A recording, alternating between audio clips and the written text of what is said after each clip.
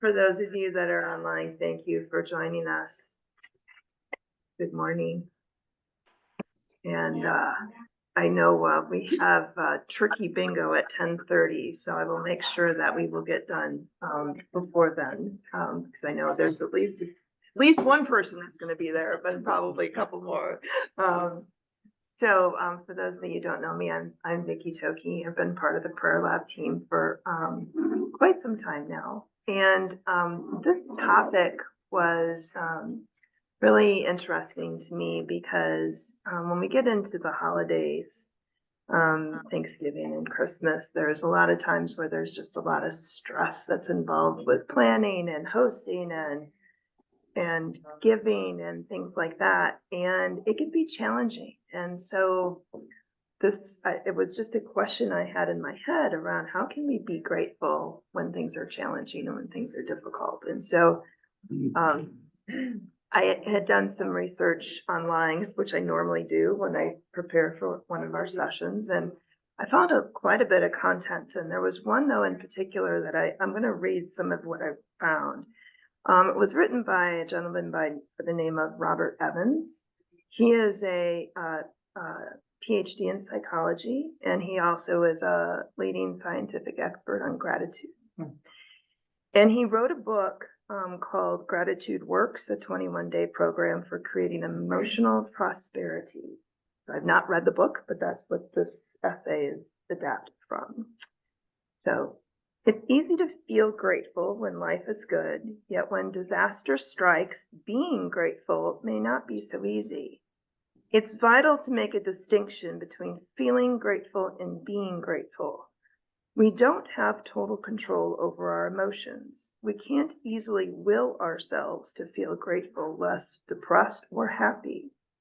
Feelings follow from the way we look at the world, thoughts we have about the way things are, the way things should be, and the distance between those 2 points. Being grateful is a choice, a prevailing attitude that endures and is relatively immune to the gains and losses that flow in and out of our lives. When disaster strikes, gratitude provides a perspective from which we can view life in its entirety and not be overwhelmed by temporary circumstances. So when he writes about what he writes about in this essay, to me, provides much deeper insight to the verses that are in 1 Thessalonians 16 to 18. Rejoice always, pray continually, and give thanks in all circumstances, for this is God's will. This is God's will for you in Christ Jesus. So it really struck me as just a different and more in-depth perspective to those verses after reading what Robert had to say.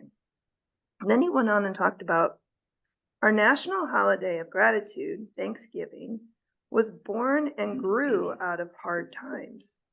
The first Thanksgiving took place after nearly half the pilgrims died through a rough winter and year. It became a national holiday in 1863 in the middle of the Civil War, and was moved to its current date in the 1930s following the Depression, which I didn't know about. I knew about the Pilgrims, but I didn't know about the other pieces of it, which I thought was very interesting. There is scientific evidence that grateful people are more resilient to stress, whether minor everyday hassles or major personal upheavals. The contrast between suffering and redemption serves as the basis of one of Robert's tips for practicing gratitude. Remember the bad. Remembering the bad can help us appreciate the good. German theologian and Lutheran pastor Dietrich Bonhoeffer said, "Gratitude changes the pangs of memory into a tranquil joy." Gratitude maximizes happiness in multiple ways. One reason that it helps us is reframe memories of unpleasant events in a way that decreases our unpleasant emotional impact. This implies that grateful coping entails looking for positive consequences of negative events. So I want to share a personal example of this. about 10 years ago. I was dealing with severe anxiety and depression and landed in the emergency room. And all the doctors and nurses told me I had to take care of myself. And I made a decision to step away from my job, the current job I had. I took a demotion and I took a leave of absence. And one of the things that someone had recommended was to take a mindfulness class. And it did literally change my life. And even though I knew God was with me during that time, I couldn't see him. And when I look back at that time, it really was one of the most darkest moments of my life. Yet at the same time, I wouldn't change a thing. I'm very, very grateful for it. Because during that time, when I took that class, I actually learned some of these gratitude practices. And it made me into the person I am today. So there's many different ways to strengthen this gift of gratitude or being grateful. I think one thing to talk before I share some ideas, the essay concludes by saying, simply rehearsing an upsetting event usually makes us feel worse about it.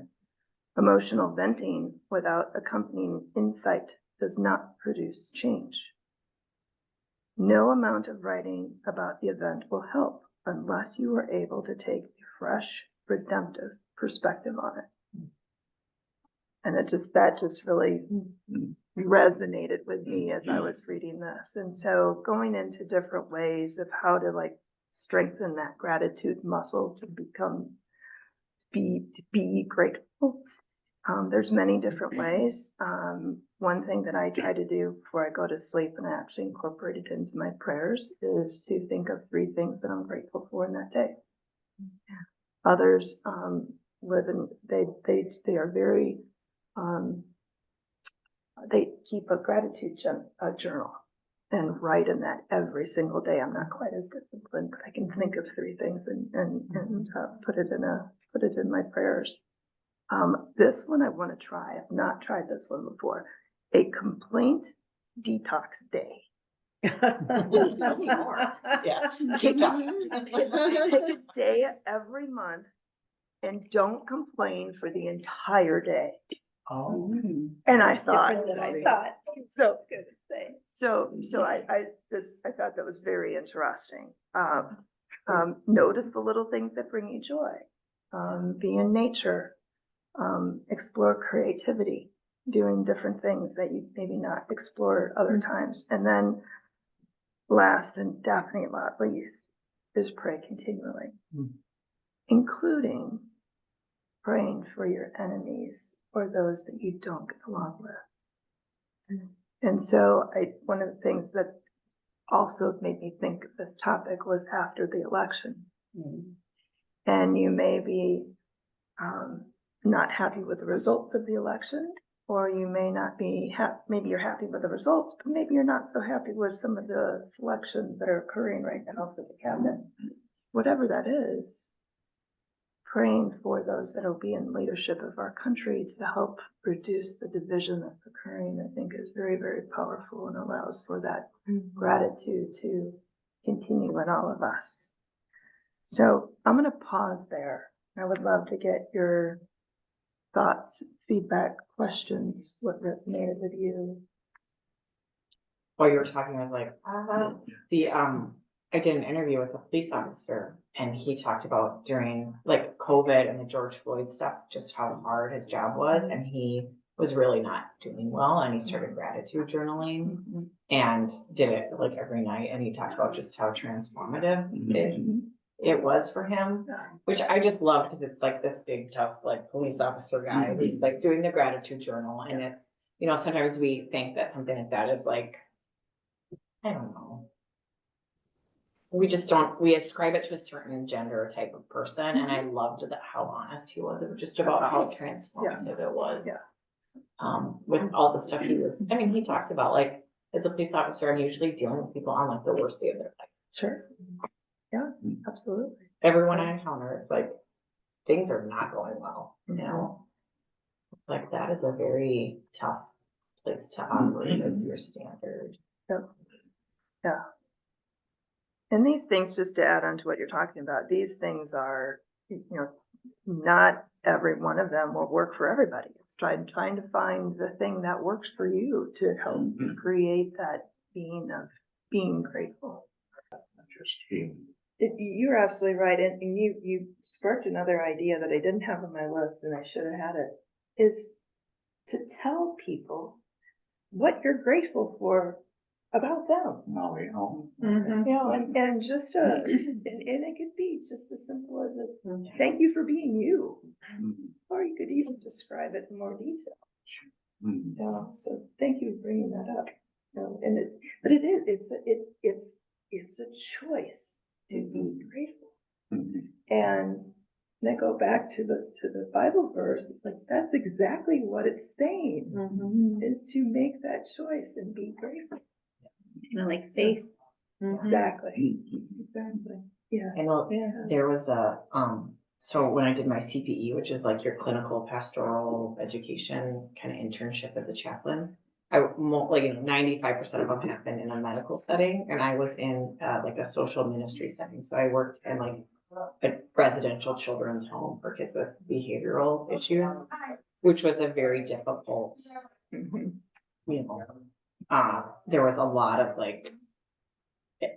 issues that these kids were having to carry, and it was a difficult place to kind of serve.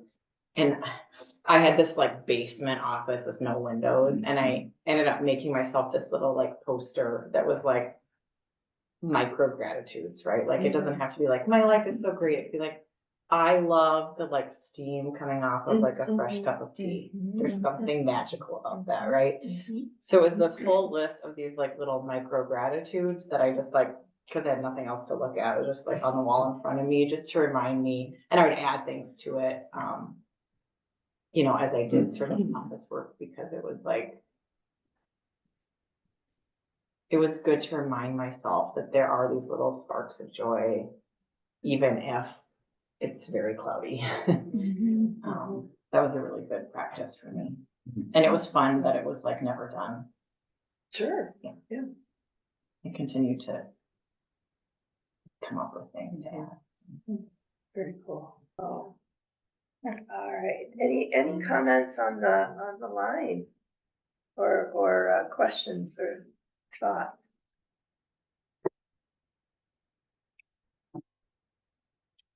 Okay. Well, what I'd like to do is just close with a prayer. Dear God, in the midst of struggle, lift our hearts to you with gratitude. Thank you for the strength that carries us when we feel weak, for the lessons hidden in every trial, and for the blessings we sometimes overlook. Help us to trust in your plan, to find joy even in small moments, and to remember that your love surrounds us always.